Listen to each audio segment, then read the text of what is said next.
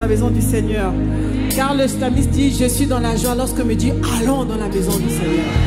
Le simple fait de penser que je me retrouvais dans sa présence, dans sa maison, là où il règne, je suis dans la joie. Amen. Est-ce que c'est ton cas ce matin? Alors acclame le Seigneur avec moi. Alléluia. Merci Seigneur. Merci pour ce jour merveilleux que tu as fait. Amen. Et j'aimerais demander, est-ce qu'il y a des Kainos au milieu de nous ce matin?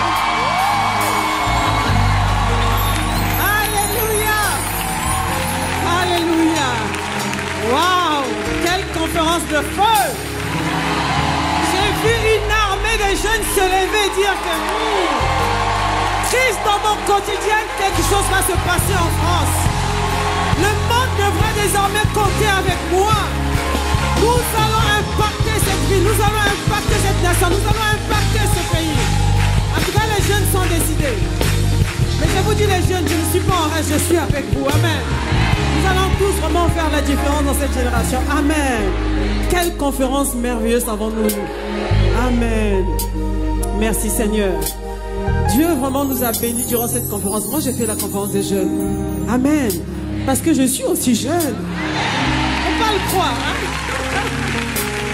Amen.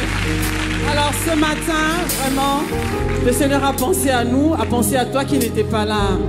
Et il s'est choisi un vase. J'ai choisi un instrument. Amen. Ce matin, Pasteur Yvon à Cergy, donc il est en train de bénir les frères et sœurs de Cergy, parce que c'est vrai qu'il ne va pas souvent là-bas. Il s'est déplacé. Pourquoi? Parce que Dieu s'est choisi un de ses fils. Quelqu'un que nous aimons beaucoup à Impact Sang Chrétien. Quelqu'un pour qui nous avons vraiment beaucoup d'estime et beaucoup d'amour.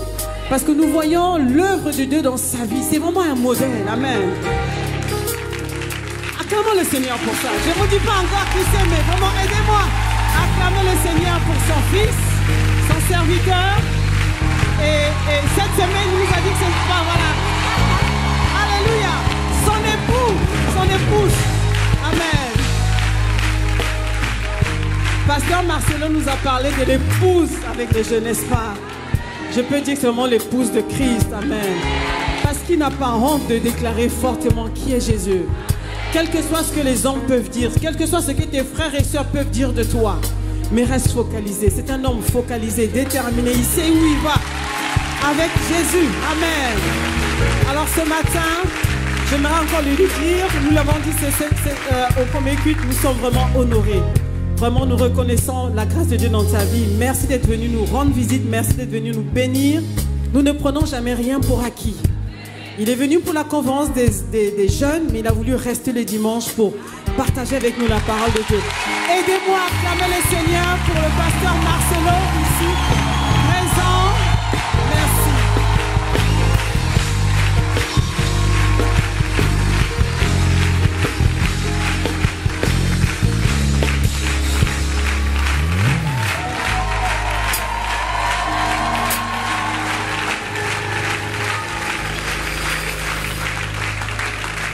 Alléluia.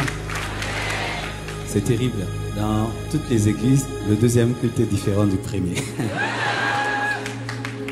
Les premiers cultes dans toutes les églises sont classiques, posés. Les deuxièmes, ça commence à...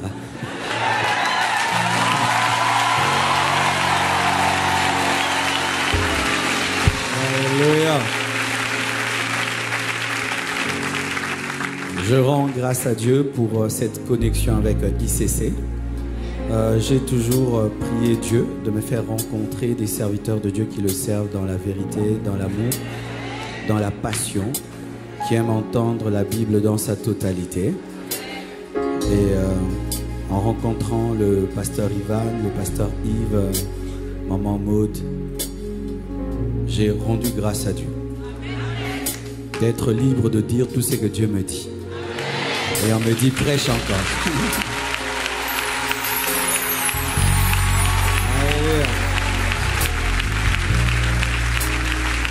Il y a des églises dans lesquelles j'ai prêché une fois, on m'a fermé les portes à vie. On m'a dit plus jamais tu ne reviens. Mais ce que j'aime à ICC, c'est que je dis tout ce que Dieu me dit. On me dit pasteur c'était bon, dis-le encore. Amen. Merci beaucoup. Je ne suis pas venu seul, je suis venu avec mon épouse, mon amie, la cuve de ma personne. C'est ma diaconesse personnelle. Et que Dieu soit loué pour tout ce qu'il a fait pendant la convention. Vraiment, c'était ouin, c'était puissant. Nous avons senti qu'il y avait une très bonne préparation spirituelle, de sorte que nous sommes seulement entrés dans l'onction et on a coulé. Vraiment, félicitations aux jeunes.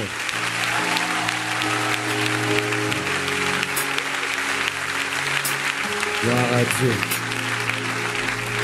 Comme l'a dit Maman Maud, le pasteur, votre papa est allé à Cergy. Là, vous êtes avec votre oncle, qui est un message de Dieu. Amen.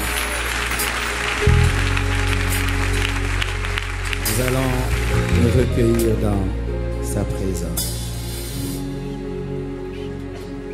Il n'a pas dit que tu coulerais.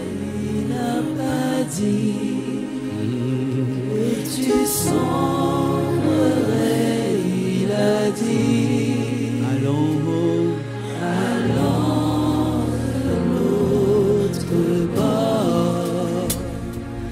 Allons de l'autre bord. Il n'a pas dit que tu coulerais. Il n'a pas dit que tu sombrerais. Tu sombrerais. Il a dit allons, allons de l'autre bord.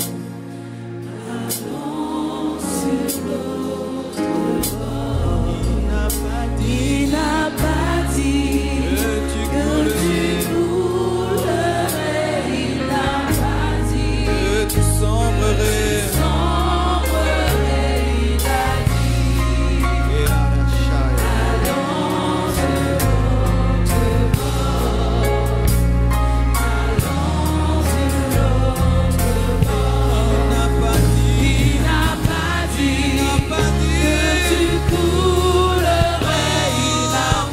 Il n'a pas dit que tu sombrerais. Il a dit allons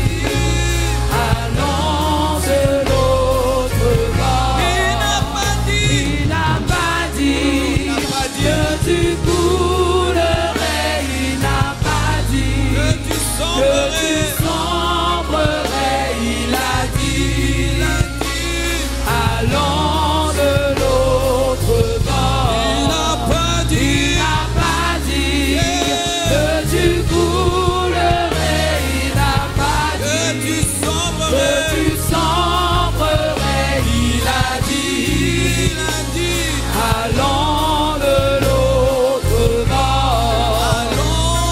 Allons de l'autre bord. Allons de l'autre bord. Allons de l'autre bord. Allons de l'autre bord. Allons de l'autre bord. Allons de l'autre bord. Allons de l'autre bord. Allons de l'autre bord. Allons de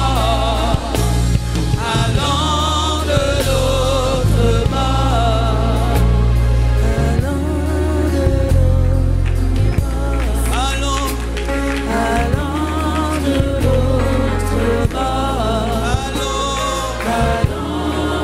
Allons de l'autre bord.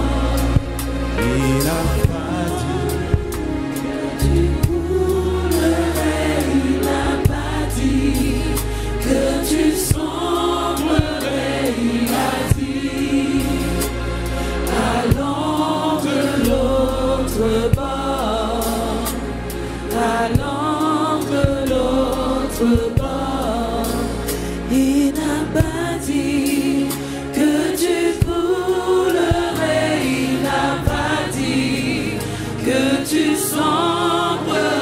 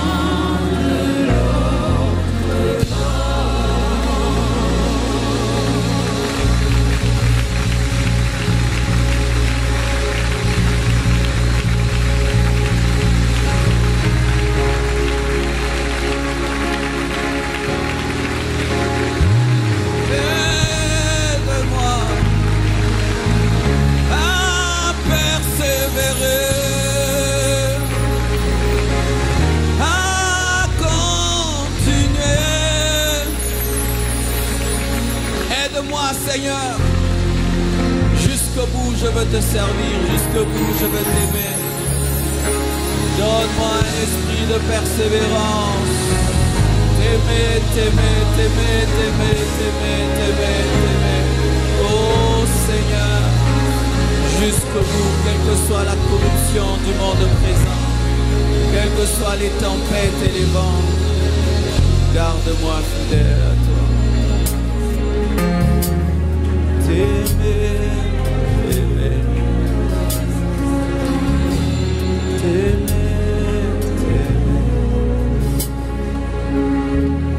t'aimer. Jusqu'au bout. T'aimer, t'aimer. Continuer. T'aimer, t'aimer. Jusqu'au bout. T'aimer, t'aimer. T'aimer, t'aimer. Aujourd'hui encore t'aimer. T'aimer, t'aimer. Aujourd'hui encore.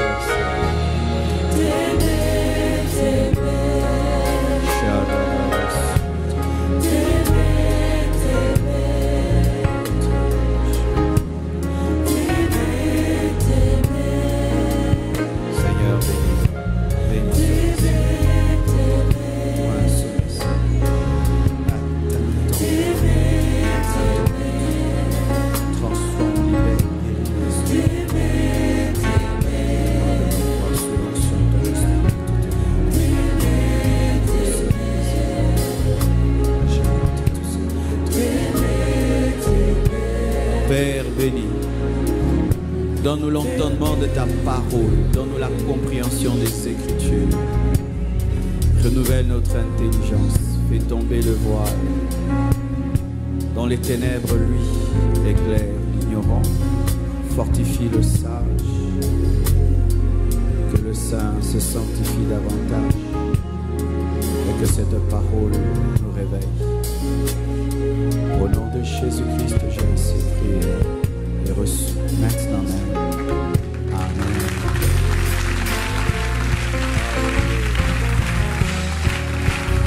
Gloire au Seigneur.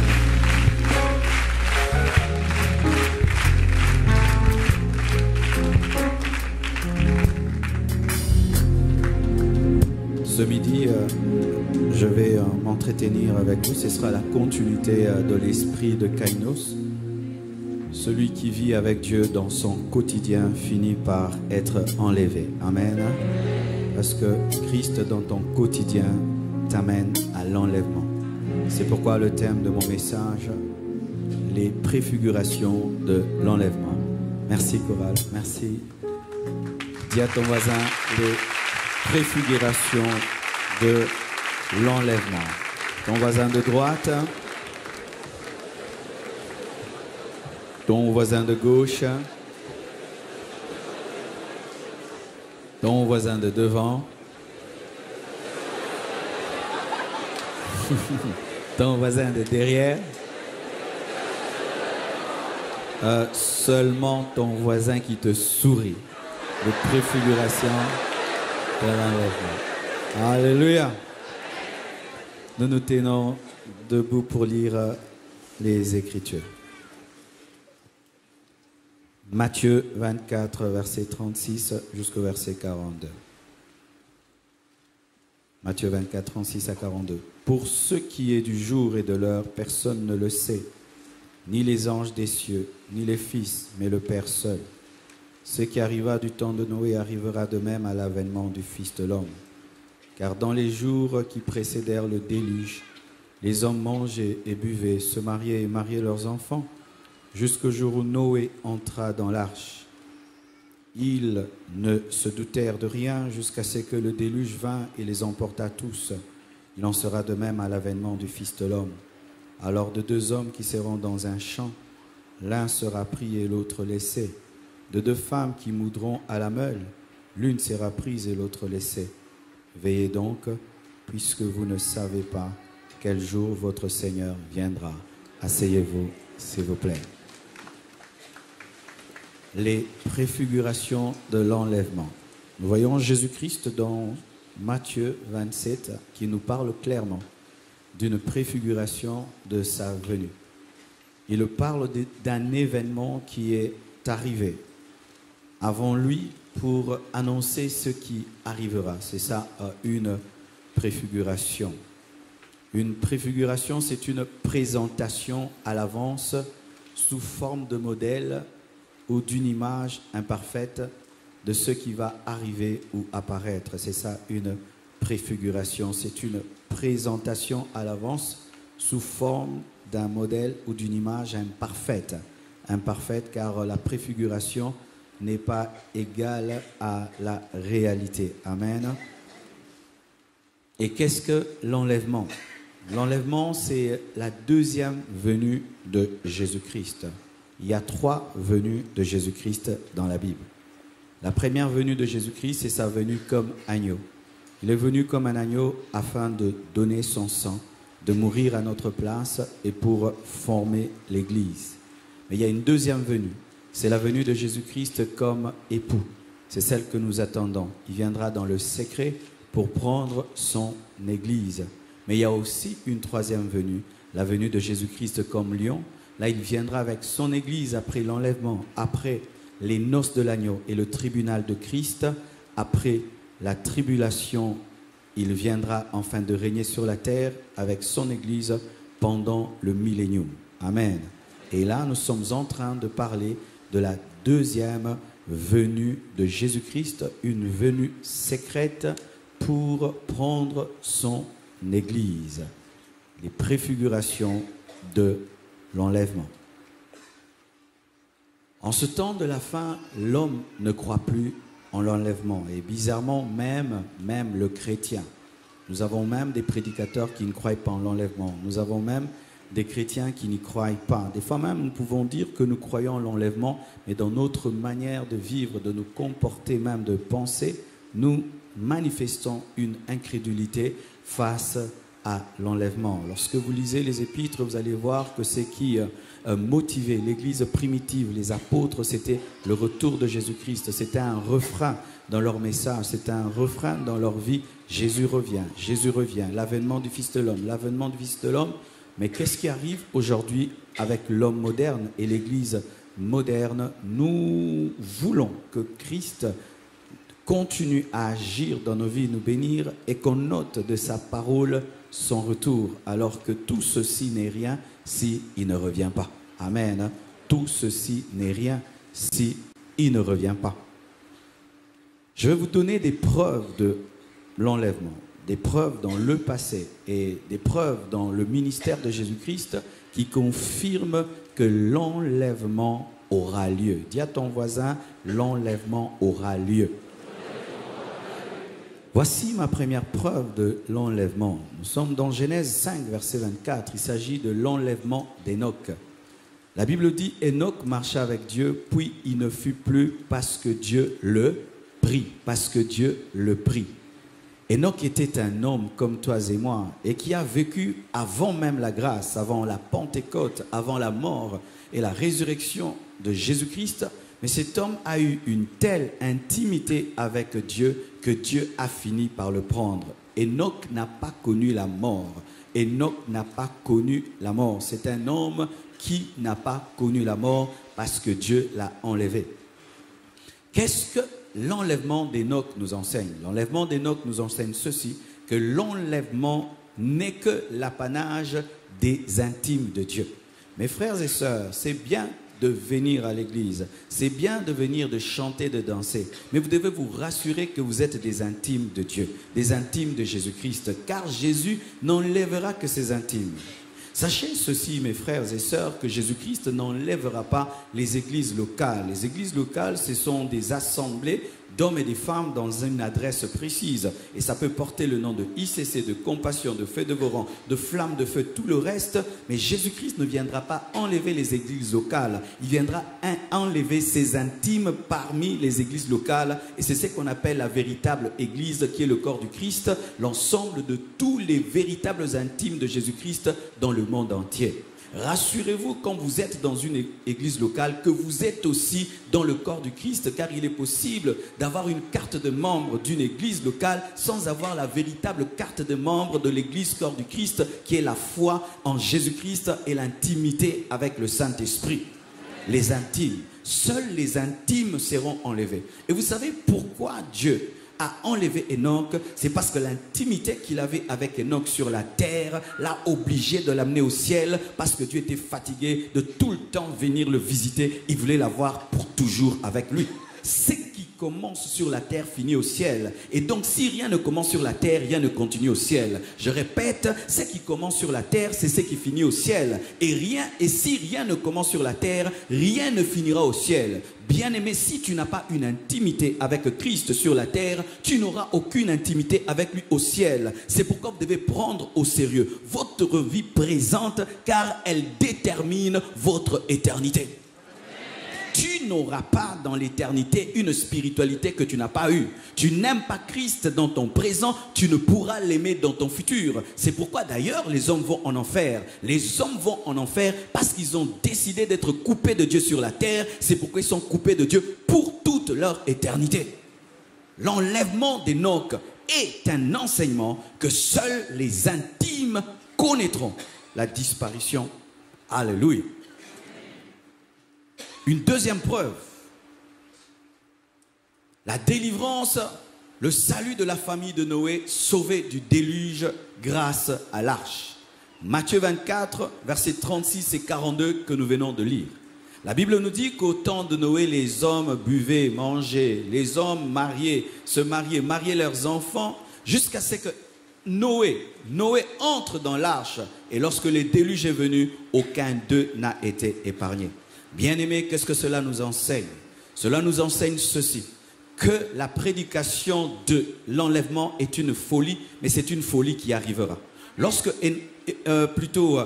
Noé était en train de construire l'arche, c'était une folie parce qu'en son temps, il n'y avait pas de pluie. La terre était arrosée par une nuée, par une brume, mais il n'y avait pas de pluie. Mais cet homme annonce qu'il y aura la pluie. C'est comme nous prêchons. Un jour, les hommes disparaîtront. Nous n'avons jamais vu cela, mais je suis là, sur une estrade, en train de dire à des milliers de personnes, un jour nous allons disparaître. C'est une folie qui deviendra réalité. De la même manière, la prédication de Noé est devenue une réalité pour ses contemporains. Ils ont vu ce déluge arriver, mais c'était trop tard parce qu'ils n'étaient pas dans l'arche. De la même manière, quand vous parlez de l'enlèvement et vous ne prenez pas au sérieux, ce sera trop tard lorsque nous disparaîtrons, parce que moi, je ne resterai pas.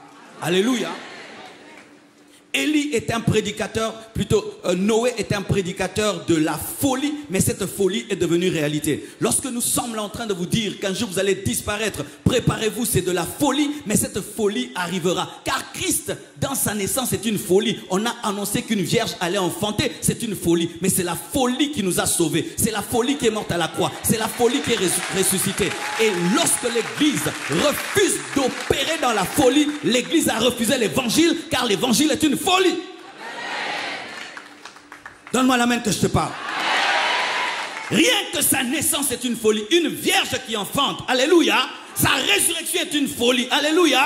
Et donc son retour est aussi une folie. Nous avons commencé dans la folie, nous devons continuer dans la folie, et nous devons prêcher la folie, enseigner la folie, des séminaires de folie, des conventions de folie, des cultes de folie. Je suis un fou. Ce matin, c'est un fou qui prêche. Je suis en train de prêcher que tu disparaîtras. Mais ça, c'est une folie. Je suis un fou en veste. Alléluia. Bien-aimé, lorsque l'église quitte la folie, ce n'est plus l'église. Les hommes qui croient qu'un jour ils iront au ciel avec des anges. Quelle folie! Mais cette folie est vraie. Il a annoncé le déluge comme une folie, mais un jour, une pluie a commencé. Ça fait 1 jour, 2 jours, 3 jours, et la folie est devenue réalité. Mais voici, pour être sauvé par l'arche, il fallait être totalement dans l'arche. Ne sois pas en partie dans l'arche, car si ton pied est en dehors de l'arche, ton pied va pourrir et va tuer ce qui est dans l'arche. Tout ce qui est en dehors de la parole, en dehors de Christ, doit entrer. Faites entrer dans l'arche toutes les parties de vos vies, toutes les parties de vos vies, vos mains, vos pieds, vos têtes. C'est pas que ici, tu viens dimanche à l'église, mais samedi tu es en boîte, tes pieds ne sont pas encore entrés dans l'arche. Faites entrer les pieds dans l'arche. Qui est allé dans une boîte de nuit samedi? Alléluia. Ton cœur a dit, moi, tu n'es pas totalement dans l'arche. C'est pourquoi tu ne seras pas enlevé. Les chrétiens des boîtes de nuit ne seront pas enlevés. Je dis, les chrétiens des boîtes de nuit ne seront pas enlevés. Je dis, les chrétiens des boîtes de nuit ne seront pas enlevés. Je dis, les chrétiens des boîtes de nuit ne seront pas enlevés. Les chrétiens des boîtes de nuit ne seront pas enlevés. Je te regarde, les chrétiens des boîtes de nuit ne seront pas enlevés. Totalement dans l'arche, totalement dans l'arche, ta tête dans l'arche, tes pieds dans l'arche, tes mains dans l'arche, tes mains dans l'arche, tu ne voles pas, tes mains dans l'arche, ta tête dans l'arche, tu n'as pas des pensées impures, ta tête dans l'arche. Totalement dans l'arche, et quand tu entres dans l'arche, tu ne sors pas, car si tu sors, tu veux nager. On n'est pas sauvé par la natation, par les propres efforts, par la propre justice. On n'est sauvé que par la foi en Jésus-Christ, par la justification au moyen du sang de Jésus. Rien que par l'arche. J'aimerais dire à un homme ici qui pense qu'il est tellement bon qu'il n'a pas besoin de foi. Il est tellement juste qu'il n'a pas besoin de Dieu. Il est tellement parfait qu'il n'a pas besoin de Dieu. Moi, je ne prie pas, mais moi, je suis bon, je suis honnête plus que vous les chrétiens. D'ailleurs, vous priez, mais vous êtes méchants, vous êtes mauvais, tu es un nageur. Le nageur, le premier jour peut tenir, mais le deuxième jour, tu vas te noyer. Bien-aimé, la propre justice de l'homme est un habit souillé devant Dieu. La seule chose qui peut te sauver, c'est la foi en Jésus-Christ.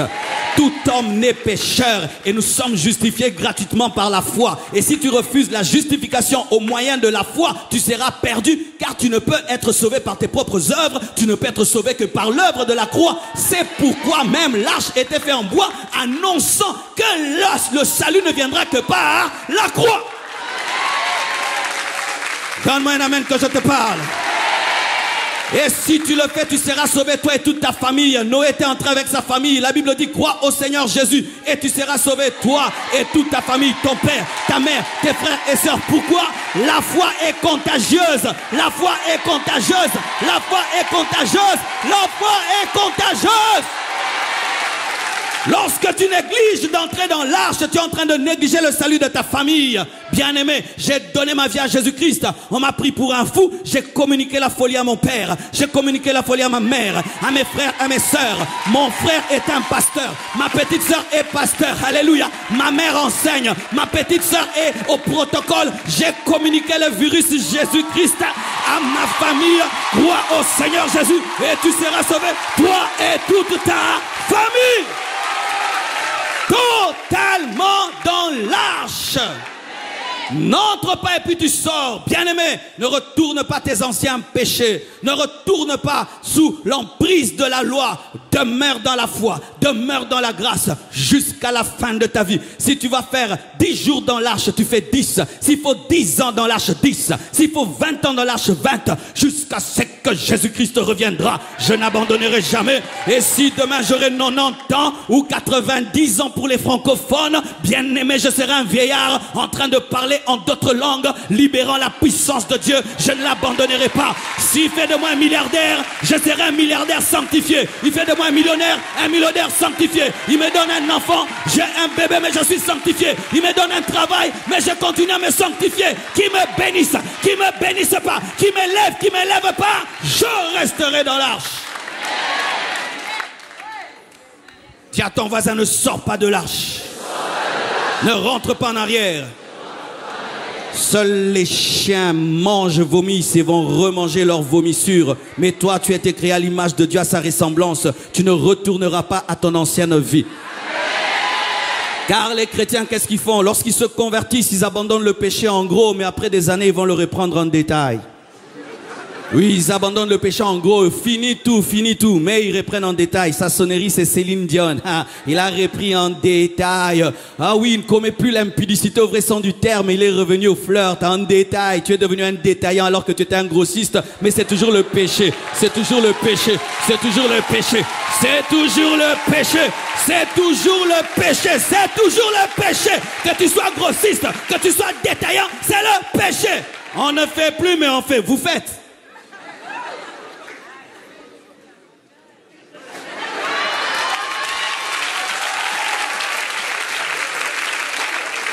Ne sors pas de l'arche, va jusqu'au bout. Alléluia. Alléluia. Et voici, lorsque Noé entre dans l'arche, il devait y entrer avec ses enfants, des humains. Mais Dieu lui parle aussi des animaux. Et les animaux devaient entrer en paire. Et il fallait attendre la dernière paire. Bien-aimés frères et sœurs, pendant que nous sommes en train de prêcher ce dimanche, l'arche est ouverte et les âmes sont en train d'entrer. Au premier culte, il y a des gens qui se sont convertis. Ils entrent et ils entrent. Mais sachez que la porte ne restera pas ouverte. Un jour, elle sera fermée. Lorsque le dernier des païens sincères aura cru, alors la porte de la grâce sera fermée. La grâce est une parenthèse qui est ouverte et sera fermée. Car même, vous savez, toute parenthèse qui s'ouvre doit se fermer. Et bientôt, elle sera fermée. Bientôt, Jésus-Christ revient. Nous allons connaître la fin de la grâce. Aujourd'hui, nous prêchons comme nous voulons. Sachez que l'Antichrist n'est pas content. Les Illuminati ne sont pas contents. Bientôt, très bientôt, ce sera difficile de prêcher Jésus-Christ dans la liberté. Bientôt, très bientôt, il y aura des contraintes lorsque l'Église partira. Tout le système que vous voyez qui se met en place, ce système technologique de surveillance et de contrôle et tout le reste, ce n'est pas à votre avantage pour que vous ayez des smartphones. Non, c'est pour la marque de la bête qui est en train de se préparer. Et sachez qu'une fois qu'on fermera la porte, ce sera fini. Bien-aimés frères et sœurs, plus le temps passe et que les hommes se convertissent, sachez que le quorum bientôt sera atteint. Et la porte sera fermée. Es-tu dedans ou dehors? Oui, tu peux être dans ces portes-ci, mais tu es en dehors. Tu peux être proche, mais tu es perdu. Proche des choses de Dieu, mais perdu. N'est-ce pas qu'il y a certaines personnes qui ont des piscines dans leur maison, mais qui ne savent pas nager? Alléluia. Oui, mets-moi une piscine. Ah, bien aimé, je la verrai, je prendrai de photos autour, mais je ne plongerai pas. Je vais boire des gobelets. Amen, hein? Pareil aussi, il y a des gens qui sont proches des choses de Dieu, proches de la parole, proches de l'adoration. Ils voient, mais ils ne sont pas dedans. Proches, mais perdus. Es-tu dans ce que tu vois ou seulement tu observes? J'aime les choses de Dieu, j'aime l'adoration, j'aime la parole. Il prêche bien, proche, mais perdu. Jusqu'à ce que tu prendras la décision d'entrer, de croire. Sache que tu peux t'habituer aux choses de Dieu, connaître les choses avec ton intelligence. Mais tant que tu n'as pas la révélation, tu n'es pas entré. Tu es perdu. L'enlèvement d'Élie. Une autre preuve. 2 Rois 2, verset 11. La Bible dit, comme il continua à marcher en parlant, voici un char de feu et des chevaux de feu.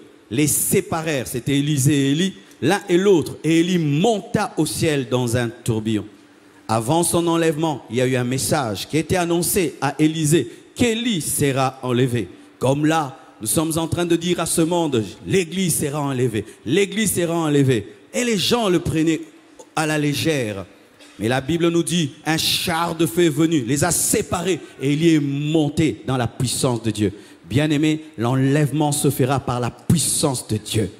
Et je vous assure que Dieu est très capable de le faire. Déjà, il tient le soleil dans ses mains. Alléluia. Et il le garde dans les airs. À combien plus forte raison ton corps qui ne pèse pas. Alléluia. Il le fera par sa puissance. Dieu a la capacité de prendre des milliards et des milliards de personnes et les éjecter dans les airs. Il en est capable. Il est le Tout-Puissant. Je dis, il est le Tout-Puissant. Il est le Tout-Puissant. Il est le Tout-Puissant. Et Élie n'a pas connu la mort. Mais écoutez aussi, la Bible nous dit que Dieu les sépara. L'enlèvement sera accompagné de séparation.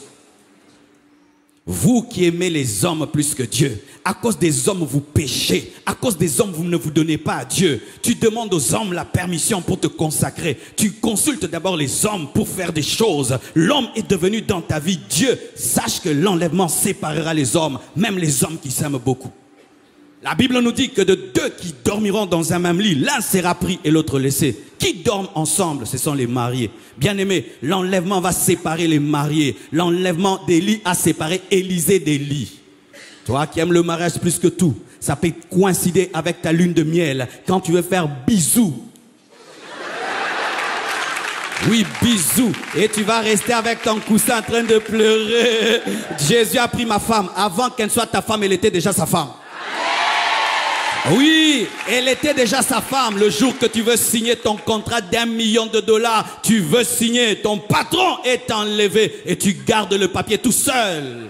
Tu entres dans un avion et le pilote est rempli du Saint-Esprit. Et là, tu vas dans les îles hawaïennes et là, tu plonges dans la mer Méditerranée. Bien-aimé, aimez Jésus plus que tout. Soyez toujours prêts, soyez toujours prêts, soyez toujours prêts, soyez toujours prêts. L'enlèvement va séparer les familles. Il y a des pères qui vont se réveiller tout seuls dans la maison. Cher papa, vous qui poussez vos enfants, vos femmes à prier, à se consacrer à Dieu, et vous n'aimez pas Dieu. Un jour, vous vous réveillerez, il n'y aura plus personne dans la maison. Tu as ton chauffeur qui craint Dieu et qui est rempli de l'esprit, il te conduira à 120 à l'heure. Et là, il partira et tu seras derrière en train de lire ton journal pour finir dans le feu. Il marchait. La communion du Père spirituel et du Fils spirituel. Le Père spirituel est parti et le Fils spirituel est resté.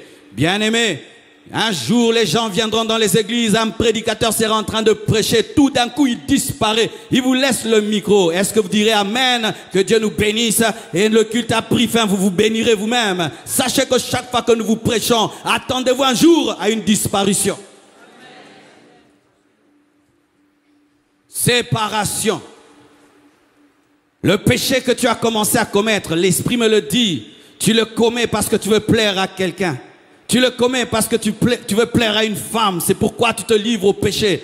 L'Esprit de Dieu te pousse à une certaine consécration, mais tu refuses de le faire parce que tu veux plaire à une personne. Sache, frères et sœurs, sachez ceci, que l'intimité avec Dieu est plus élevée que l'amitié des hommes. C'est pourquoi Dieu a pris Élie sans tenir compte d'Élisée. Chers serviteurs de Dieu, voici encore un enseignement. Élie accomplit la volonté de Dieu. Et après, comme récompense, qu'est-ce que Dieu lui donne? Pas d'abord de l'argent, pas d'abord du succès. Sa récompense, c'est être enlevé. La première récompense d'un serviteur de Dieu, c'est l'enlèvement. Bien-aimé, si en servant Dieu, Dieu me donne des maisons, des voitures, des millions, mais il ne m'enlève pas, j'ai échoué. D'ailleurs, je serai tabassé dans la tribulation. Avec tous ces bruits que j'ai faits, Marcelo, t'es pas parti. Hein? Bien-aimé, vous qui faites du bruit, Jésus revient bientôt. Vous irez en enfer, bien-aimé. Rassure-toi d'aller au ciel.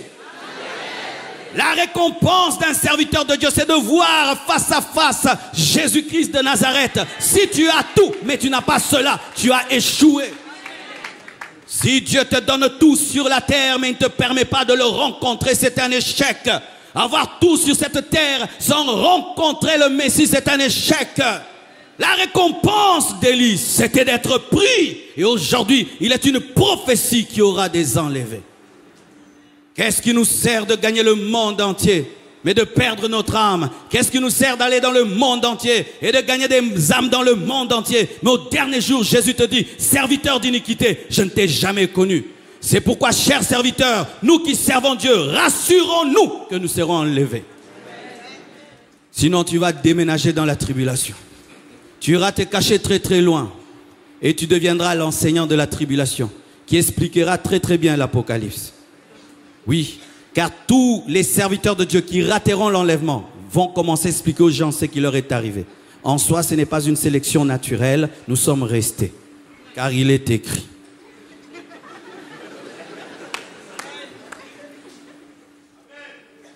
Une autre preuve, la sortie de Rahab et sa famille de Jéricho. Josué 6, versets 22 à 25. Josué dit aux deux hommes qui avaient exploré le pays, entrez dans la maison de la femme prostituée et faites-en sortir cette femme et tout ce qui lui appartiennent comme vous le lui avez juré. Pourquoi? Parce que Rahab avait reçu les espions qui étaient venus d'Israël.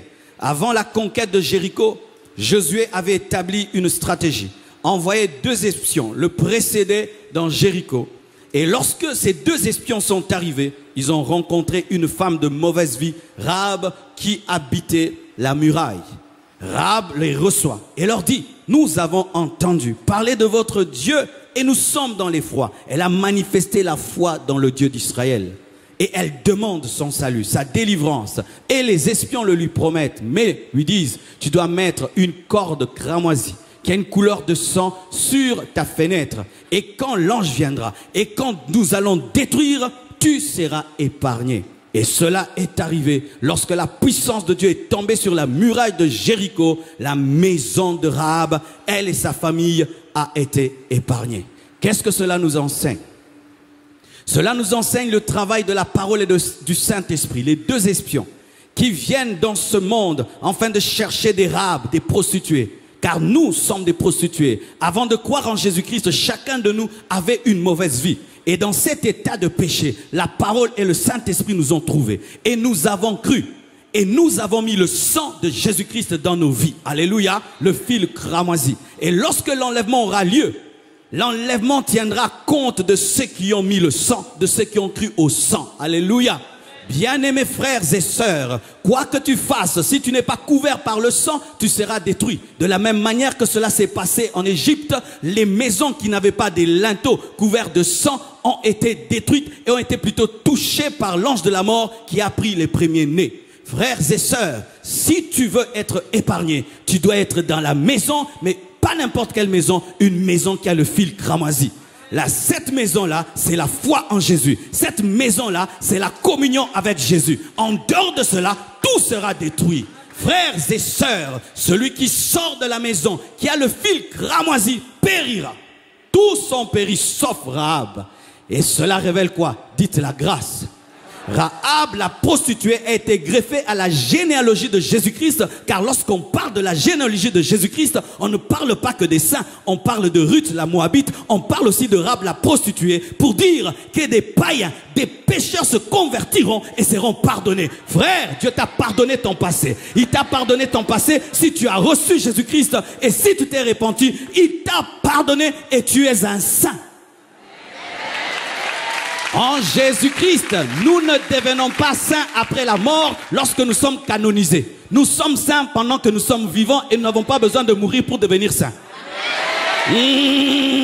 Alléluia! Un homme n'a pas le droit de te canoniser, mais quand tu crois, Jésus te canonise. Tu es saint vivant. Tu es un saint marchand, un saint parlant. C'est pourquoi lorsque Paul écrivait des épîtres, il disait aux saints de Corinthe, ils étaient vivants car on écrit des lettres qu'aux vivants. Qui est saint ici? Qui est saint? Qui t'a canonisé? Jésus! Acclamons le Seigneur.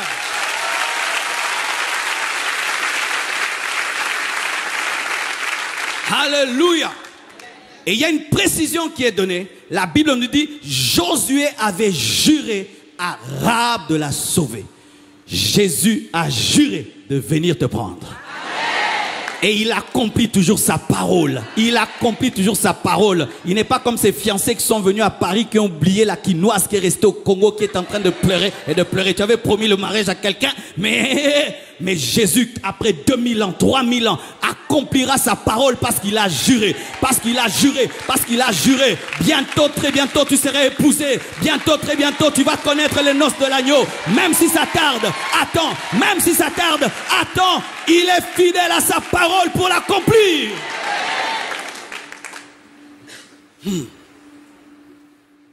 La sortie de Lot de Sodome et Gomorrhe, une autre preuve de l'enlèvement.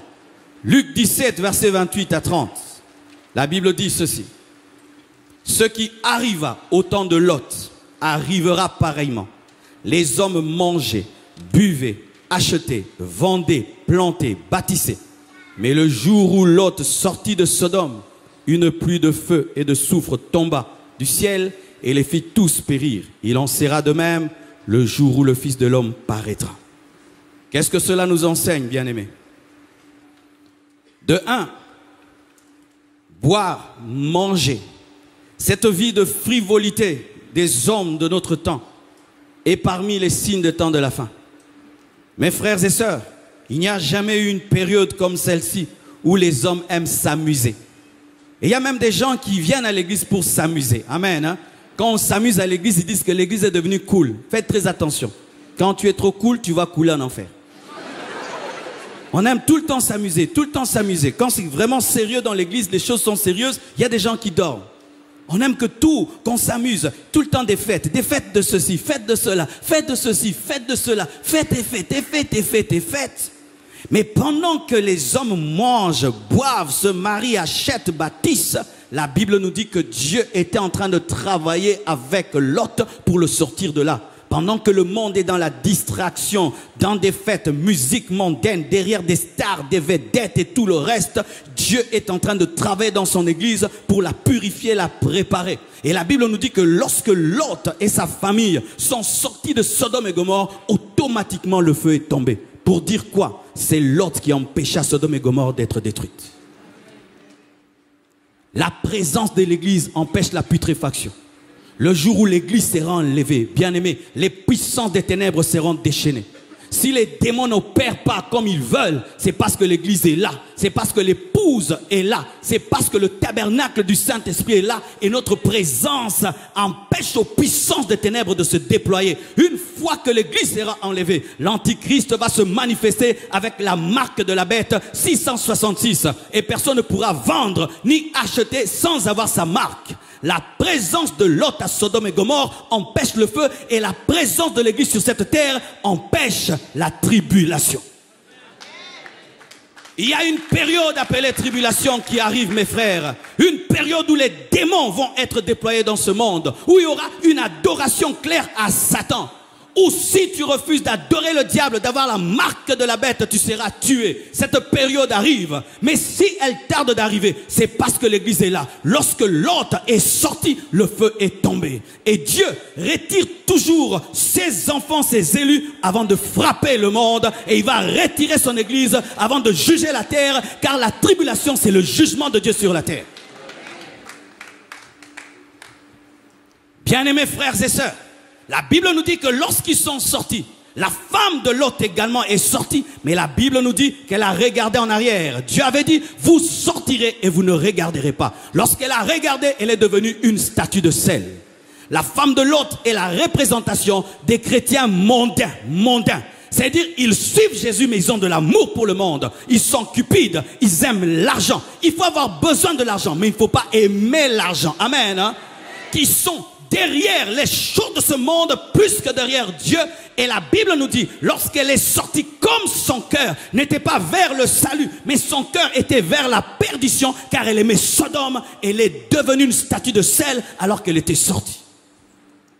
Israël est sorti de l'Égypte avec l'Égypte en lui.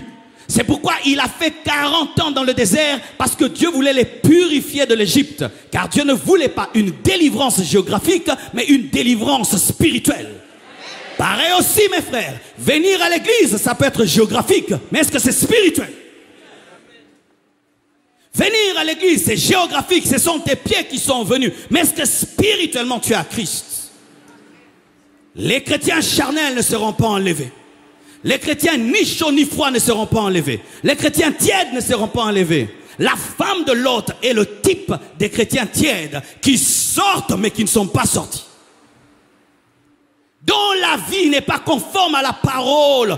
Retournons le dos à Lot qui est en train de quitter. Il lui tourne le dos mais il regarde le monde. Tu regardes quoi? Tes yeux sont fixés sur quoi? Tes yeux sont fixés sur Christ ou tes yeux sont fixés sur le monde? L'église est l'ensemble des aigles qui regardent vers les airs. L'église n'est pas une basse-cour où tout le monde regarde vers la terre, cherchant tout le temps des vers des terres. Si en tant qu'église, la seule chose qui nous préoccupe, ce sont les choses de ce monde, nous sommes mondains. Le païen est triste parce qu'il n'a pas d'argent. Tu es triste parce que tu n'as pas d'argent. Quelle est la différence? Le païen est complexé parce qu'il n'est pas habillé Gucci, Versace. Toi aussi chrétien, tu es mal à l'aise dans le culte parce que tu n'as pas un nouveau pantalon. Tu es païen, tu es charnel, tu es mondain. Le païen se sent fort. Le païen se sent fort parce que sa veste est marquée et griffée. Il se sent fort parce que son compte en banque est grand et tout le reste. Et le chrétien aussi tire sa joie de ces choses. Nous sommes la femme de Lot. Et la femme de Lot meurt car elle ne peut entrer. Car mes frères, si tu n'aimes pas le ciel et Dieu t'amène au ciel, il t'a puni.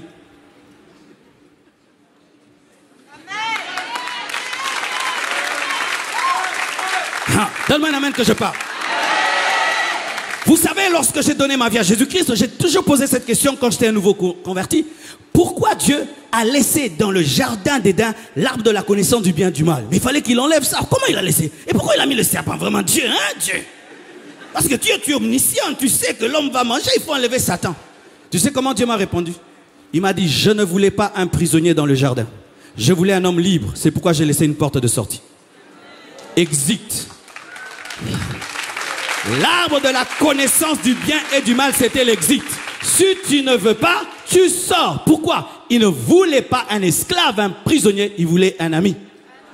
Pareil aussi, si tu ne veux pas aller au ciel, Dieu ne peut t'y amener de peur de t'ennuyer.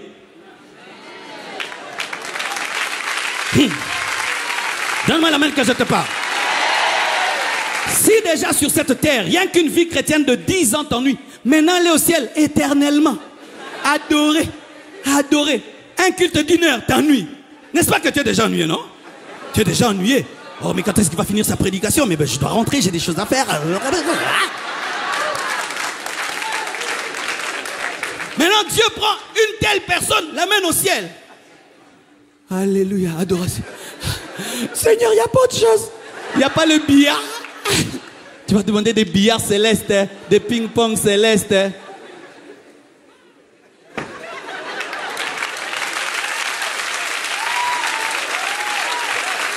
J'aime le ciel et je le démontre déjà maintenant. J'aime l'atmosphère du ciel sur la terre.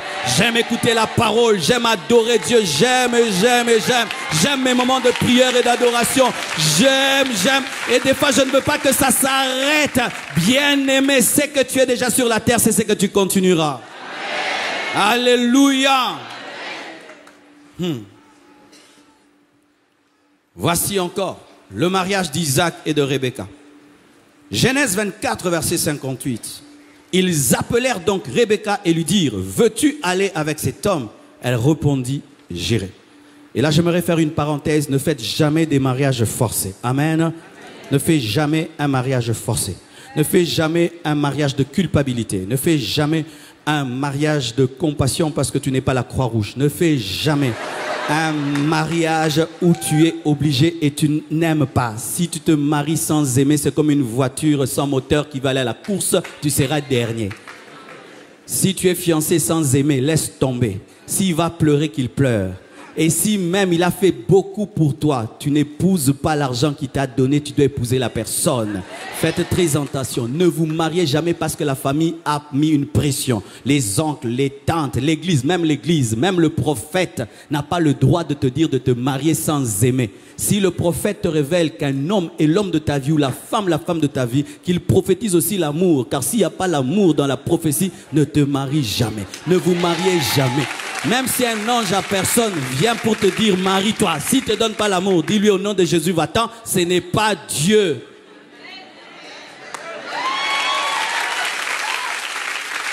C'est pourquoi, mes frères et sœurs, chers frères et sœurs en Christ, rassurez-vous d'aimer avant d'épouser. Beaucoup de chrétiens se marient maintenant sans amour. Pourquoi tu veux épouser cette femme? Je trouve qu'avec elle, j'irai loin. Hein? Tu peux aller loin tout seul. Amen. Hein? Je trouve qu'avec elle, je ferai des grandes choses. Tu peux faire des grandes choses tout seul.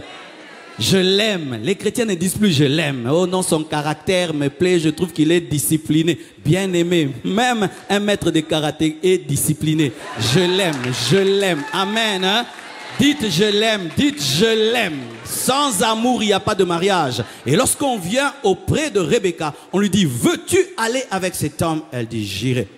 Mais ce n'est pas Isaac qui est venu en personne vers Rebecca, c'est Éléazar. Abraham, lorsqu'il a voulu que son fils unique se marie, il a pris le plus vieux de ses serviteurs qui le connaissait et il a envoyé chercher dans sa famille une femme pour son fils. Et la Bible nous dit, lorsque Éléazar a pris Rebecca et l'a amenée vers Isaac, de loin seulement, Isaac a regardé et a pu ressentir quelque chose pour une femme qui ne lui était pas présentée. Et Rebecca aussi de loin a regardé, elle a ressenti quelque chose. Ne te marie jamais sans qu'il y ait amour, flèche aller, flèche retour. Ça doit aller, ça revient, ça revient. Il faut un ping-pong d'amour, amen. Hein? Car des fois tu veux te marier, toi tu aimes beaucoup, mon t'aime pas. Non, il faut que tu aimes et que tu sois aimé. Sans aimant, il n'y a pas d'amour et il n'y a pas de mariage. Vous devez sentir une attraction. S'il n'y a pas d'attraction, ne vous mariez pas. Amen. Hein? Où tu vois le frère meilleur, hein? Il est nul et sans effet.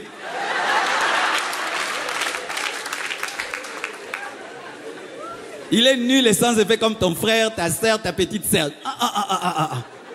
Il faut qu'il y ait l'aimant. Alors la Bible nous dit, lorsqu'il voit Rebecca, il est intéressé par elle et elle aussi quand elle le voit, elle se couvre. C'est ce qui va arriver.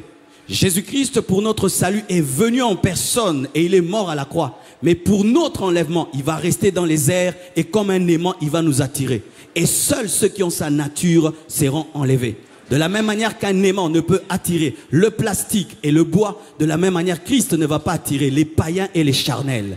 Ne sois pas un chrétien en bois, ne sois pas un chrétien en plastique. Alléluia, tu vas rester. Il va attirer que ceux qui lui ressemblent, de la même manière que Isaac a attiré Rebecca, parce que Rebecca était coachée par Éléazar qui le connaissait. Éléazar est l'ombre du Saint-Esprit qui te révèle les goûts d'Isaac même si tu ne l'as pas vu. Ainsi, lorsqu'elle devait rencontrer Isaac, peut-être qu'Éléazar lui a dit « Habille-toi en rose, il aime bien le rose. » Et lorsque Isaac a vu une fille en rose, il a dit « Ça doit être elle. » Qui te coach pour l'enlèvement? Si c'est le monde, tu ne ressembleras jamais à Jésus. C'est pourquoi nous avons des chrétiens qui ressemblent au monde mais qui chantent « J'irai là-bas. » Dans la haine, je serai enlevé. Dans l'orgueil, je serai enlevé. Qui est en train de te préparer à être enlevé? Est-ce que c'est Éléazar ou c'est toi-même? Nous voulons un ciel fait par nous-mêmes, où Jésus-Christ accepte tout. Nous sommes dans un temps de laxisme, où les chrétiens ne veulent pas craindre Dieu, marcher dans la parole de Dieu, mais se retrouver au ciel. Bien-aimés, frères et sœurs, là, ce n'est pas la parole. La grâce ne nous encourage pas à vivre dans le péché. Paul a dit, pécherons-nous pour que la grâce surabonde? Loin de là. Et Gaï a coaché Esther pour qu'elle soit épousée par Assuérus. Et le Saint-Esprit travaille en toi pour te révéler Jésus afin qu'il t'accepte. Sans le Saint-Esprit, tu ne ressembleras jamais à ton époux et lorsqu'il reviendra, il ne te prendra pas. C'est le Saint-Esprit qui te permettra d'entendre la trompette et d'avoir la sensibilité spirituelle pour comprendre que le jour de ton mariage est arrivé. Est-ce que vous comprenez ce que je dis? Alléluia. La transfiguration. Un exemple de l'enlèvement. Matthieu 17, versets 1 à 3. La Bible dit ceci. 6 jours après, Jésus prit avec lui Pierre, Jacques et Jean, son frère, et il les conduisit à l'écart sur une haute montagne. Il fut transfiguré devant eux, son visage resplendit comme le soleil et ses vêtements de verre blanc comme la lumière. Et voici Moïse et Élie leur apparurent s'entretenant avec lui. Jésus-Christ est transfiguré, mais 2 personnes apparaissent à côté de lui. D'un côté c'est Moïse et d'un autre côté c'est Élie. Moïse est mort et Dieu l'a enterré. Élie n'a pas connu la mort. La transfiguration est une préfiguration de l'enlèvement. Pourquoi je dis cela? Parce que lorsque Paul parle de l'enlèvement, il dit que les morts en Christ ressusciteront premièrement les Moïse et les vivants seront transformés les Élie. Élie est le type des chrétiens qui ne vont pas mourir et Moïse est le type des chrétiens qui mourront mais qui seront ressuscités, mais tous à côté de Jésus. Car l'enlèvement se fera en 2 parties. La première partie va toucher tout d'abord tous les morts en Christ vont ressusciter. Bien-aimé, même si tu es mort dans un crash, tu seras récomposé. Si tu es tombé dans l'eau, tu en sortiras. Si c'est un lion qui t'a mangé, il te vomira. Alléluia. Les morts, est-ce que vous croyez? Est-ce que vraiment vous croyez ça? Les morts en Christ ressusciteront premièrement et les vivants seront transformés. Donc, il y a des hommes qui ne mourront pas. Il y a des hommes qui ne mourront pas, comme Élie. Élie était là, Moïse était là. Moïse était mort et Élie n'était pas mort. Mais les 2 se retrouvent à côté de Jésus-Christ car l'enlèvement touchera les morts et les vivants. Alléluia. Un autre exemple, l'anneau détaché. Marc 11, verset 1 jusqu'au verset 8. La Bible dit ceci. Lorsqu'ils approchèrent de Jérusalem et qu'ils furent près de Bethphagée de Béthanie, vers la montagne des Oliviers, Jésus envoya 2 de ses disciples en leur disant: allez au village qui est devant vous, dès que vous y serez entrés, vous trouverez un ânon attaché sur lequel aucun homme ne s'est encore assis. Détachez-le et amenez-le. Si quelqu'un vous dit: pourquoi faites-vous cela? Répondez: le Seigneur en a besoin et à l'instant il le laissera venir ici. Les disciples étant allés, trouvèrent l'ânon attaché dehors près d'une porte au contour du chemin et ils le détachèrent. Amen. Et après l'avoir détaché, la Bible nous dit qu'ils l'ont pris et Jésus-Christ est monté dessus. On a mis des vêtements et les gens criaient: Hosanna, Hosanna au fils de David. Et Jésus dans la gloire est entré à Jérusalem. Qu'est-ce que cela nous enseigne? Les 3 venues de Jésus. Comment je le dis? L'ânon attaché nous symbolise le pécheur qui est attaché au péché, attaché au monde. Les 2 disciples symbolisent la parole et le Saint-Esprit qui sont venus sur la terre afin de nous sauver.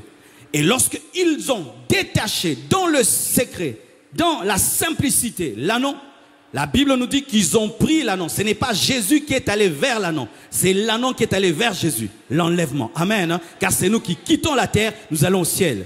Mais la Bible dit aussi que nous reviendrons avec Jésus-Christ dans la gloire. C'est lorsque Jésus monte sur l'ânon et il marche sur des pagnes et les gens crient: nous régnerons sur la terre, nous régnerons, mais si nous sommes enlevés. Donne-moi un amen, je vais t'expliquer quelque chose. Qu'est-ce qui va se passer après l'enlèvement? Après l'enlèvement, il y aura 2 événements. Un, c'est qu'on appelle les noces de l'agneau. 2, c'est qu'on appelle le tribunal de Christ. Les noces de l'agneau, c'est le plus grand mariage au monde. Un mariage qui fera 7 ans. Dites 7 ans. Qui est déjà allé dans une fête de 7 ans? Moi, pas encore. Bientôt. Alléluia. 7 ans. Et ce sont les anges qui jouent au piano, à la guitare, au synthé. Il n'y a pas d'organe, ni de demi-tons. Non, mais vous chantez très bien. Alléluia. 7 ans de fête. Mais qu'est-ce qui va se passer encore? Il y aura un tribunal. Ce ne sera pas un tribunal de jugement pour aller au ciel ou en enfer, car celui qui est enlevé ne sera plus jugé, mais ce sera un tribunal de récompense, où Dieu te récompensera pour tout ce que tu as fait. Il récompensera même un verre d'eau que tu as donné à l'un de ses serviteurs. Bien aimé, donnez-vous de l'eau. Rapidement, donnez-vous tout le temps de l'eau. Je connais une église dans laquelle je suis allé en voyage missionnaire, c'était au Congo, dans nos provinces. Ils avaient tellement bien enseigné sur la bénédiction par un verre d'eau que quand tu allais en mission là-bas, vraiment, si tu vas visiter les familles, tu rentres avec un gros ventre bédonnant. C'est toujours de l'eau, de l'eau. Et si tu refuses, pasteur, tu veux pas que je sois béni, allez, donner. Alléluia.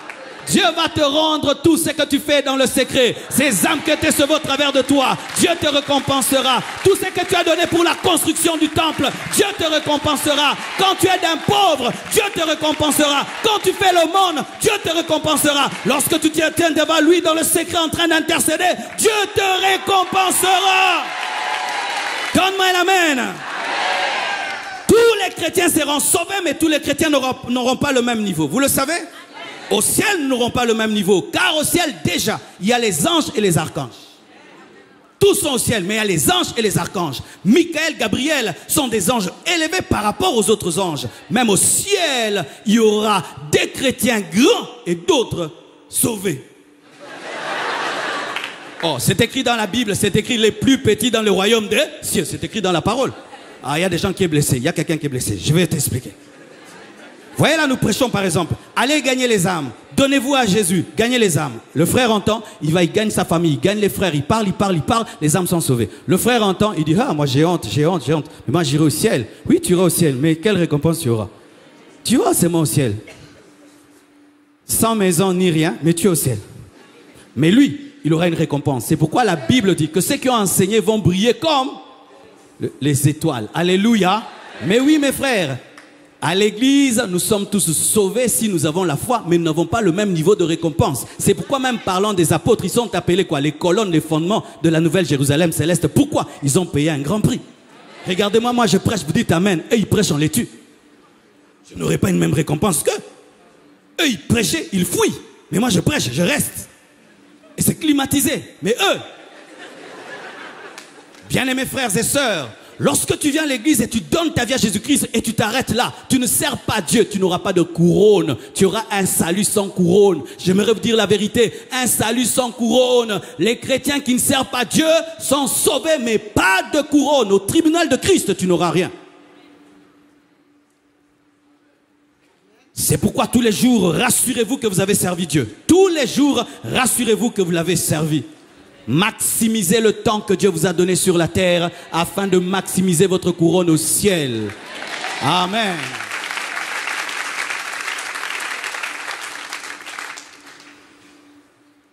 J'aimerais terminer. Matthieu 27, versets 50 à 54. La résurrection des quelques saints le jour de la mort de Jésus-Christ. Matthieu 27, versets 50 à 54.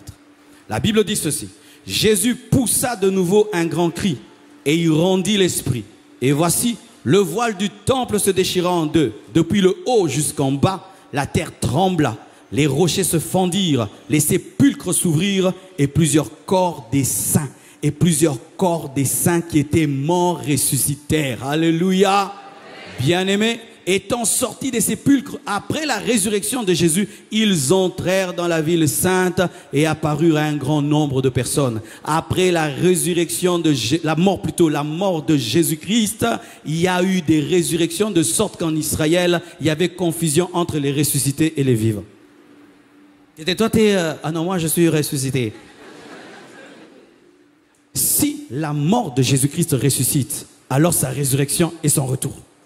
Si le jour où Christ est mort, il y a eu des résurrections, donc le jour où il reviendra, il y en aura. Car si le point 0 donne la vie, alors le point 100. Si Christ meurt et les hommes sont ressuscités, et alors quand il revient dans la gloire, dans la puissance, la Bible dit que les morts entendront. Il prêtera des oreilles aux morts afin qu'ils entendent le son de la trompette. C'est pourquoi mon frère, si Christ revient et tu es endormi, ne t'inquiète pas, tu entendras, car les morts entendront. Il y a des chrétiens qui veulent veiller pour ne pas rater l'enlèvement. Non, on veille spirituellement, pas physiquement, tu auras le surménage. Dormez, vous entendrez, car les morts entendront et ressusciteront. Et donc, si la mort de Christ a ressuscité des morts, donc sa vie le fait davantage et surtout son retour. La preuve des preuves, la voici. Luc 24, verset 51. L'ascension de Jésus-Christ lui-même. La Bible dit, Luc 24, 51, pendant qu'il les bénissait, il se sépara d'eux et fut enlevé au ciel. Waouh! Jésus-Christ, mort, ressuscité, après parle à ses disciples et pendant qu'il leur parle, au lieu de clôturer sa prédication comme nous le faisons, que Dieu vous bénisse et tu rentres à ta chaise, Jésus-Christ commence à monter. Quelle manière de clôturer une prédication. Imaginez ça. Le pasteur Ivan vient, il vous prêche, et puis il dit que Dieu vous bénisse. Oh, vous allez dire, oh mon Dieu, oh Seigneur, qu'est-ce qui nous arrive au nom de Jésus? Jésus prêche, et pendant qu'il regarde, il commence à monter. Au lieu de rentrer sur sa chaise comme nous, il reste dans les airs et puis il s'en va. Et pendant qu'il regarde au ciel, l'officiant du culte, un ange vient et dit, celui qui est parti reviendra. Quel culte? Modérateur ange, prédicateur enlevé. Acclamons le Seigneur.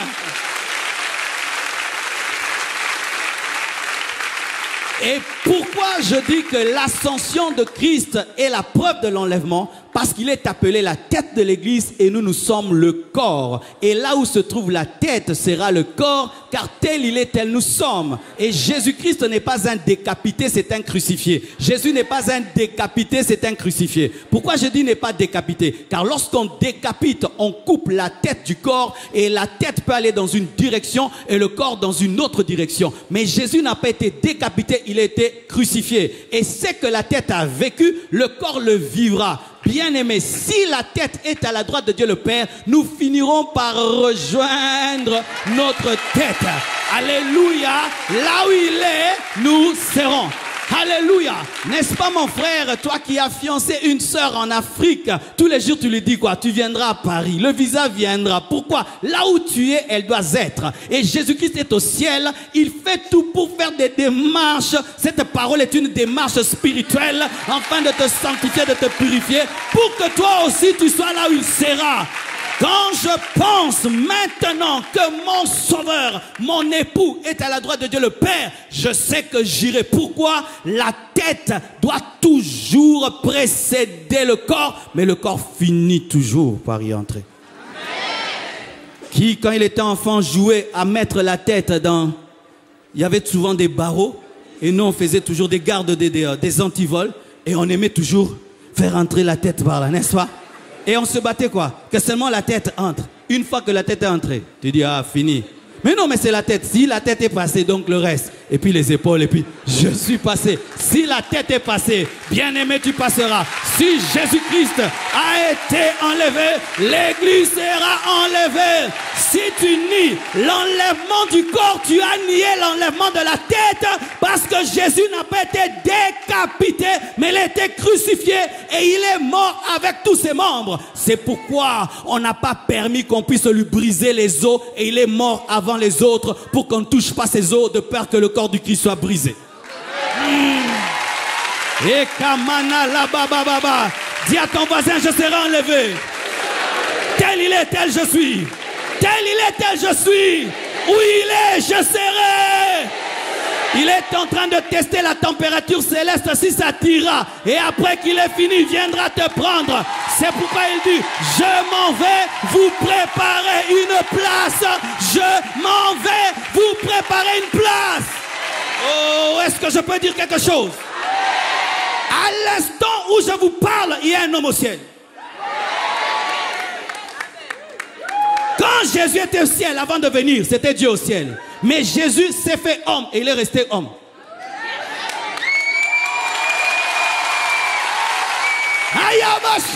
Ça me donne l'envie de chanter, de danser. Alléluia. Il y a déjà un homme au ciel. Il y a déjà un homme. Il y a déjà un homme au ciel. C'est pourquoi, lorsque Étienne était persécuté, il a dit, je vois le Fils de l'homme debout à la droite de Dieu le Père. Je vois. My God. Et s'il ne souffre pas d'ennui, je ne veux pas m'ennuyer. S'il ne souffre pas d'asphyxie céleste, je ne veux pas m'asphyxier. Là où il est, je serai. Si déjà ton nom est dans un endroit, tu finiras par y arriver, n'est-ce pas? Que certains milieu de vous, c'est le nom qui est arrivé, puis vous êtes venu à Paris. Vrai, vous? Le nom et puis vous. Et Dieu a dit à Abraham, tu es Abraham sans avoir d'enfant, et un jour sa vie a rejoint le nom. Et maintenant ton nom est où? Écrit où? Dans le livre de vie. Le livre de vous est à Paris. Le livre de vie est à Paris. Le livre de vie est où? Le livre de vie est où? Il est au ciel. Là où se trouve ton nom, là où ta vie ira, tu finiras au ciel. Preuve de l'enlèvement. Quand quelqu'un te dit que ça n'existe pas, donne-lui ses preuves. Lorsque le diable veut secouer ta foi, donne-lui ses preuves. Vous savez, lorsque tu es ancré dans cette parole, tu te sanctifies facilement. Tu aimes ton frère facilement, tu pardonnes facilement. Tu ne t'attaches pas aux choses de cette terre parce que tu sais que tu es un pèlerin. Tu es un pèlerin sur cette terre. Oh, Shalabasai. Malheur à ceux qui rateront cet événement. Et bénis sont ceux qui lavent leur robe afin d'y entrer. Ça t'arrive deux fois, tu rates une super fête, on te dit c'est extraordinaire et tu dis oh j'ai raté. Mais si tu rates le ciel, c'est la fête des fêtes et des fêtes et des fêtes que tu as raté. Et pendant que tu rates le ciel, tu es en enfer, mais tu sais que d'autres sont au ciel et tu avais eu l'opportunité d'y entrer gratuitement. Dites gratuitement. Tu vois tout ce que je t'ai dit, tu n'as rien à payer, rien à donner. Si seulement tu crois en Jésus, tu te répands, tu lui offres ta vie. La parole et le Saint-Esprit vont faire le travail. Le sang de Jésus-Christ va te couvrir et il va te jurer qu'il te prendra Que tu meurs, que tu vives, il te prendra. C'est pourquoi j'implore, je vous implore, mes frères, vous qui vous dites chrétiens, soyez des vrais chrétiens. Ne soyez pas la femme de l'autre. Ne soyez pas à demi en Dieu. Soyez totalement en Christ. Vous ne le regretterez jamais. Oh, Rabashanda. J'aimerais terminer vraiment. Je ne sais pas si ça vous arrive. Lorsque tu traverses un moment où tu as une grande intimité avec Dieu, est-ce que tu as peur de la mort? Non. Tu sais pourquoi tu n'as pas peur de la mort? Parce que quand tu es dans la plénitude, tu peux savoir ce qui se passera de l'autre côté. Qui d'entre vous, quand il a un visa pour aller aux États-Unis, a peur? Tu sais que c'est beau. Mais quand tu as une communion avec Dieu, c'est plus que le visa pour les États-Unis. C'est le visa pour le ciel. Voici les hommes qui seront les plus jugés sur cette terre. Ce sont ceux qui ont entendu ces choses, les ont regardés de loin et n'y sont pas entrés. Aujourd'hui, j'invite tout homme qui a toujours regardé ces choses de loin, mais qui veut y plonger. Partout où vous êtes, venez. Nous allons prier pour vous, pour que Christ entre dans votre vie. Et s'il était entré, mais vous n'étiez pas totalement donné, un travail de consécration se fera par la parole et l'esprit. Approchez-vous, s'il vous plaît. J'irai là-bas, parmi les anges, près d'Emmanuel, me console. Passant mon temps, approchez, approchez. Dire à Jésus, un grand merci. Oui, j'irai là-bas, parmi les anges, près d'Emmanuel. Approchez, approchez. Aujourd'hui c'est ton jour, aujourd'hui c'est ton jour. Passant mon temps à la louange, dire à Jésus, un grand merci. Oui, j'irai là-bas, parmi les anges, près d'Emmanuel, me consoler. Passant mon temps, venez, venez, venez, venez, dire à Jésus, un grand merci. Oui, j'irai là-bas, là-bas,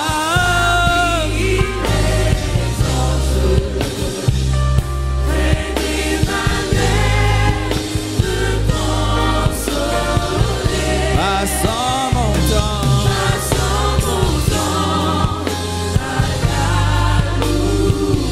dire à Jésus, viens, viens. Tu es chrétien mais tu ne vis pas dans la consécration, approche. Et si c'est seulement aujourd'hui que tu veux donner ta vie à Jésus-Christ, approche également. Il y a de la place dans l'arche, il y a de la place dans l'arche, il y a de la place dans l'arche. Et comme Noé, prédicateur de l'enlèvement, je te dis de venir.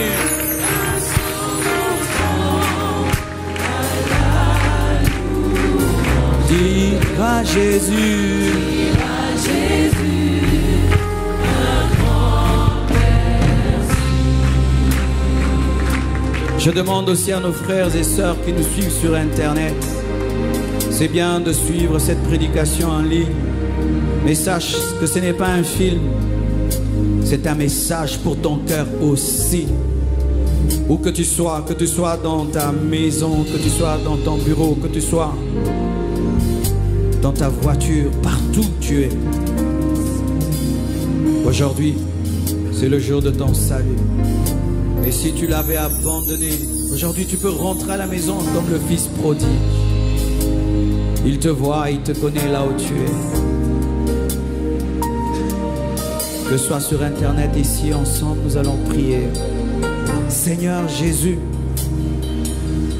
ce matin, J'ai entendu ta voix. Pardonne mes péchés. Pardonne mes transgressions. Viens dans mon cœur. Donne-moi le Saint-Esprit. Écris mon nom dans le livre de vie. Délivre-moi du diable.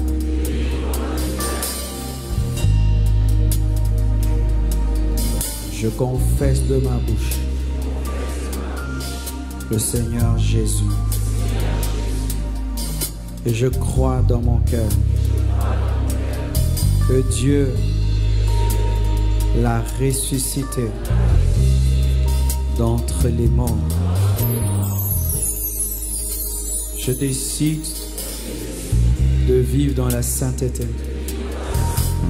Je reçois la capacité de vivre dans l'intimité avec Christ. Je reçois la haine et l'horreur du péché jusqu'au bout. J'irai jusqu'à ma mort ou à ton retour. Merci. Je suis pardonné. Je suis sauvé. Je suis libéré. Merci Jésus-Christ. Amen. Que Dieu vous bénisse. Vous allez suivre notre frère avec le drapelet blanc à ma gauche. S'il vous plaît, vous allez le suivre. On va vous aider à persévérer dans cette décision. Nous acclamons pour eux. L'arche est en train de se remplir, l'arche est en train de se remplir et bientôt la porte sera fermée.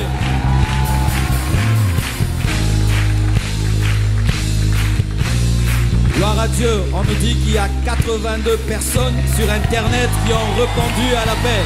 Acclamons le Seigneur. Amen. Et nous demandons à nos frères qui nous suivent sur Internet, vous pouvez remplir le formulaire qui vous est présenté. Amen. Que Dieu vous bénisse. Merci beaucoup.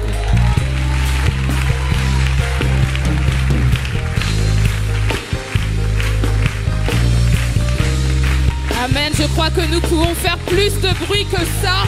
Nous pouvons acclamer le Seigneur